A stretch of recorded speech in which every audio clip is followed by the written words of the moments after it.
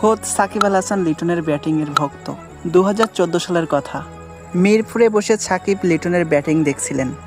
আশেপাশে ঘুরঘুর করতে থাকা এক সাংবাদিককে সাকিব আল হাসান ডেকে বললেন, লিটন হতে যাচ্ছেন বাংলাদেশের ক্রিকেটের বড় নেক্সট বিগ থিং।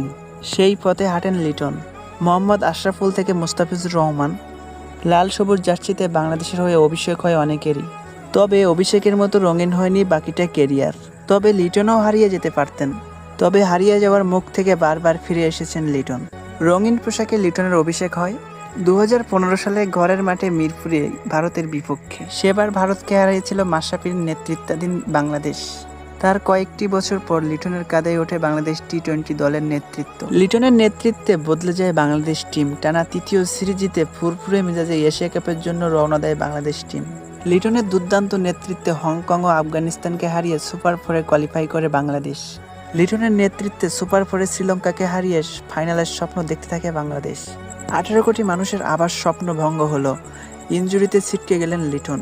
ভারপ্রাপ্ত ক্যাপ্টেনের দায়িত্ব পেলেন জাকের আলী অনিক। সুপার ফোরে ব্যাক টু ব্যাক ইন্ডিয়া পাকিস্তানের কাছে ম্যাচ ছেড়ে আরও একবার স্বপ্নভঙ্গ হলো বাংলাদেশের। লিটন, তোমার দিকে তাকিয়ে আছে পুরো 18 কোটি মানুষ। তোমাকে ফিরতেই হবে খুব ভয়ঙ্কর রূপে।